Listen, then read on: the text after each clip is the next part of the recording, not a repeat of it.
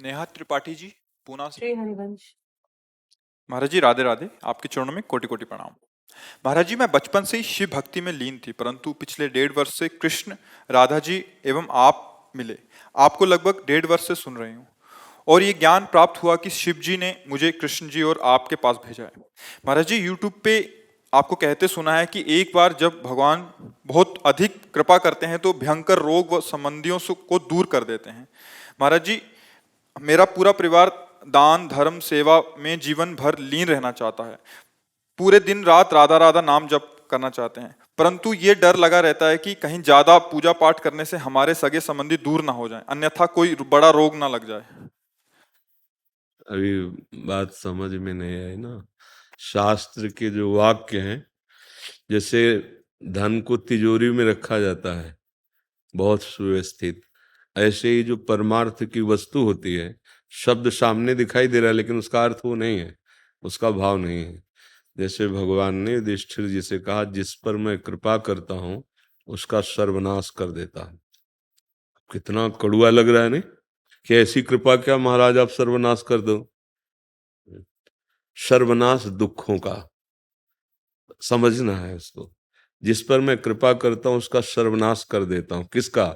दुखों का, संकटों का, अज्ञान का, जन्म मरण का, पापों का। अहम तो हम स्वर पापेभ्यो मोक्षयिष्यामि। भला मंगल भवन भगवान किसी के मंगल का नाश कर सकते हैं?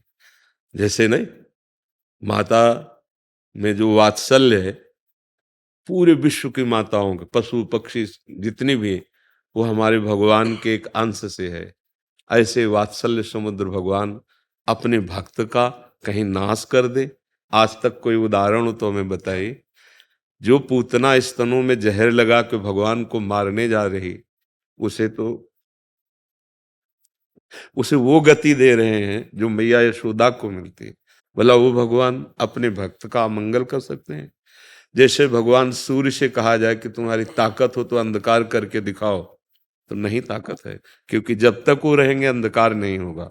ऐसे ही भगवान से कहा जाए तुम्हारी ताकत हो तो अमंगल करके दिखाओ, तो भगवान को ताकत नहीं कि वो अमंगल कर सके, क्योंकि वो मंगल भवन है। तो भगवान अपने जनों से प्यार करके जो बात कर रहे हैं, वो समझ ठीक ना होने के कारण है। अपने जनों का अमंगल नाश कर देते हैं, दुख नाश कर देते हैं, विपत्ति नाश कर देते हैं। भला कौन सी ऐसी विपत्ति है जो भक्त को दुखदाई लगी हो? किसी भी भक्त के बताना चरित्र जिसमें हम विपत्ति देखते हैं, उसमें कृष्ण मुस्कुराते हुए समीप नजर आते हैं। वो विपत्ति, विपत्ति क्या, जिसमें अपना प्यारा अपने नजदीक, वो विपत्ति है। वो संपत्ति विपत्ति है जिसमें प्रभु दूर हो और हम भूल जाएं प्रभु को भोगों में, वो विपत्ति है।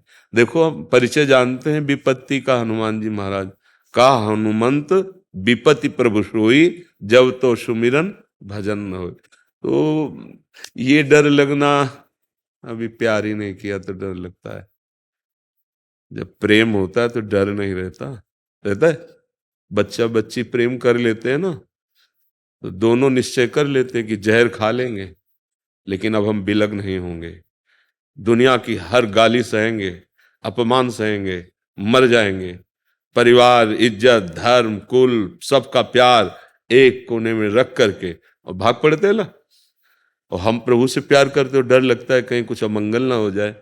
सोचो, एक शरीर से प्यार करने वाला परवाह नहीं करता किसी भय की, और तुम सब शरीरों की आत्मा जो भगवान है, उनसे प्यार करने पर भय लगे कि कहीं ऐसा ना हो जाए। अभी प्यार नहीं है, अभी अभी तो बातें हैं प्यार की, प्यार नहीं। प्यार जो होता है वो एक अलौकिक वस्तु होती है। नहीं, तो डरना नहीं।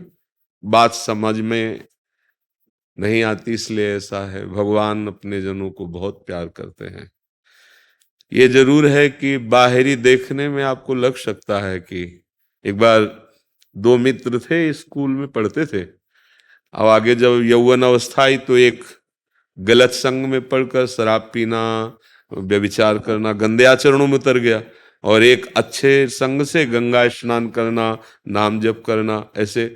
तो जो गंदे आचरण करता था, रात दिन उसकी उन्नति होने लगी, रुपया और सब अच्छे अच्छे भोग सामा। और जो गंगा नहाता था, नाम जप करता था ना, उसका स्तर गिरने लगा, लौकिक। 10वें वर्ष दोनों का मुलाकात नहीं हुई। अचानक एक दिन वो गंगा नहा के आ रहा था, तो देखा सामने कि वो दोस्त हमारा स्कूल वाला, और वो बहुत सूट बूट से अच्छे कपड़े पहने ऐसे, तो उसने भी देखा कि वही मित्र है हमारा जो स्कूल में। बस वो उधर देख ही रहा था कि खजूर होता है ना, खजूर, खजूर का बड़ा कांटा गंगा नहाने वाले के पैर में लगा, क्योंकि नंगे पैर रहता था। और नाम भगवान का उच्चारण करते बैठ गया पैर पकड़, और वो खूब अच्छे कपड़े सब पहन के आया। बोले देख, कहता था क्या मिला तेरे को, देख मेरे पास गाड़ी है, रुपया पैसा, मैं खाता हूँ, मौज मस्ती से रहता हूँ, तू बड़े ठीक से रहता है, गंगा नहाता है, तेरी दशा देख क्या है, क्या दिया भगवान ने तेरे को। ऐसा कह के वो चला गया। उसके भी मन में आया कि बात तो सही कह रहा है, मैं बचपन से भगवान का नाम ले रहा हूँ, गंगा नहा रहा हूँ, तो हमारी ये दशा है। और मैं जानता हूँ ये दोस्त हमारा कैसा है, बड़ी मौज मस्ती में। क्या भगवान का भजन करना दुख और नाना प्रकार के संकट मोल लेना है? ऐसा उसके मन में आ गया। और जब कभी किसी भक्त के मन में संशय होता है तो भगवान तुरंत निवारण करते हैं।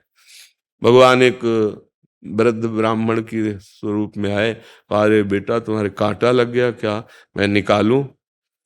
भगवान बड़े कृपालु हैं, देखो तुम्हारे कांटा लग गया, बहुत कृपा है उनकी तुम्हारे ऊपर। तो उनका अब हमको ये बातें अच्छी नहीं लगती, क्योंकि मैंने प्रत्यक्ष देखा कि हमारा दोस्त गंदा आचरण करता है, अधर्म आचरण करता है, उन्नति को प्राप्त हो रहा है, और आप कह रहे बहुत अच्छा। तो उन्होंने कहा देखो तुम्हें पता नहीं है, मैं तुम्हें दिखाऊं, तुम्हारा जो मित्र है वो पूर्व जन्म में इतना पुण्य किया था कि उसे इस जन्म में चक्रवर्ती सम्राट होना था। उसने पापाचरण करके सारे पुण्य नष्ट कर दिए। अब उसका थोड़ा पुण्य रह गया और भोग ले, इसके बाद पीछे का पाप और अभी का पाप जब मिलेगा ना तो इसका सर्वनाश हो जाएगा, किसी काम का नहीं रहेगा। और तुम्हारा सूली की सजा थी तो खजूर के कांटे से निकल गई, तुम्हारे सारे पाप नष्ट होने जा रहे हैं क्योंकि तुम धर्म से चलते रहो। अभी जहां तुम्हारे पूरे पाप नष्ट हुए और ये पुण्य और वो पुण्य मिला तो लोक परलोक सब जगह तुम आनंदित हो। उसको जो अंदर संशय आया था उसकी निवृत्ति हो गई। कभी ऐसा नहीं हो सकता।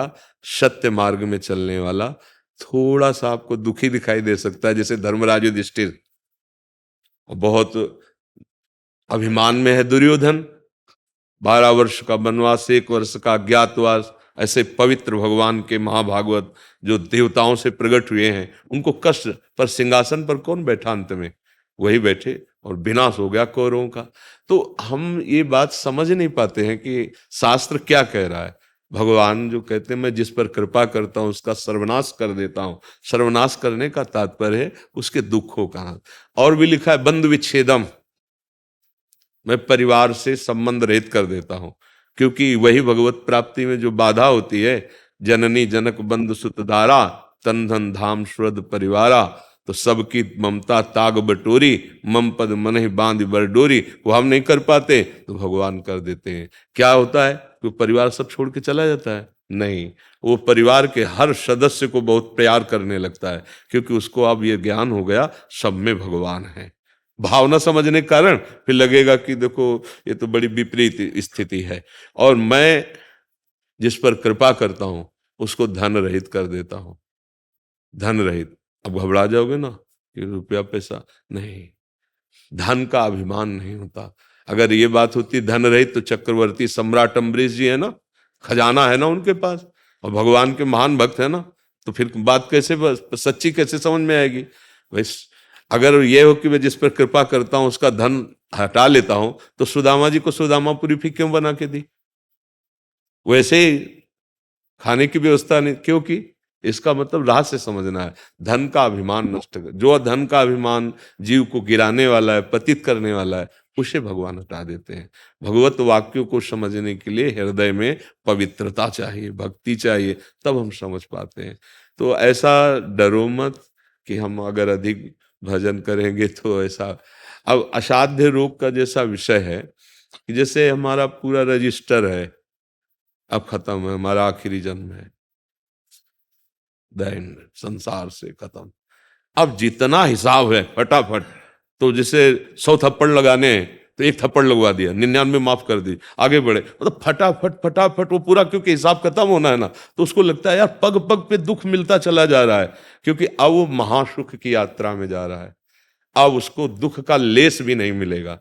अच्छा, यहाँ कितने से पापात्मा जीव देखे जाते हैं, मौज मस्ती पूरी जिंदगी के, जुकाम भी नहीं हुआ चले गए, तो ऐसा थोड़ी कोई परम पद में प्राप्त हो गए, बार बार जन्म मरण चक्र चलना है। इसलिए विधान को समझना होता है। जैसे ये होता है कि फिर भजन का क्या फल है कि आप कष्ट हो, अगर आप दुखी हो तो भजन इसीलिए तो किया गया था कि दुख ना हो, तो दुखी नहीं है, हम परम सुखी हैं। तुम बाहर की बात देखते हो, बाहर से कार से तुम उतर रहे हो, एसी रूम में रहते हो, अंदर से तुम काम क्रोध से जल रहे हो, क्या सुखी हो तुम? क्या तुम स्वस्थ हो? क्या तुम आनंदित हो? नहीं, कोई विकार हृदय में नहीं है, बस एक ही लालसा है, कब शरीर छूटे अपने प्रभु से मिले। क्या परेशानी? इस सब संसार प्रवाह में नहीं आना है, खत्म। आप जैसा विधान करेंगे उसमें मैं राजी रहूंगा और आपको प्यार करूंगा और आपको प्राप्त करूंगा। ये अलग भाव है, ये अध्यात्म मार्ग है, संसारिक मार्ग नहीं है कि हे भगवान हमारा बुखार ठीक कर दो, हमारा रोग क्यों ठीक करो। नहीं नहीं, हमारे कर्म का कोई फल है, आप भुगवाइए, पर मेरे को सामर्थ्य दीजिए कि मैं आपको भूलूं नहीं और इसे सह जाऊं। तो भगवान की बहुत कृपा है, अनंत जन्मों के पापों को क्षण में नष्ट कर रहे हैं, उनकी बहुत कृपा है। हमें ये विपरीत नहीं सोचना कि हम राधा राधा बहुत जपेंगे तो गड़बड़ हो जाएगा, नहीं नहीं, पूरा जीवन हो गया। कष्ट शब्द जिसे तुम समझते हो वो तुम्हारी समझ ठीक नहीं है। मन का सुखी होना सुख है। आप देखो ना, आपके पास सब कुछ है, मन दुखी है, तो आप भला सुखी हो क्या? और मन आनंदित है, दुख सुख मन का। अभी यहां से मन का संपर्क हटवा दिया जाए और यहाँ खूब आप ऐसे करो, कुछ नहीं लगेगा, क्योंकि दुख मन को हो रहा है ना। अच्छा, मन भगवान के आनंद में है। अब वो शरीर में कष्ट हो तो क्या फर्क पड़ता है, शरीर स्वस्थ है, मन विषयों में जल रहा है, तो क्या फायदा है। बस ये थोड़ा समझ गलत है, इसलिए ऐसा। किसका प्रश्न था? तो आप समझ पा रहे? जी बिल्कुल। जी।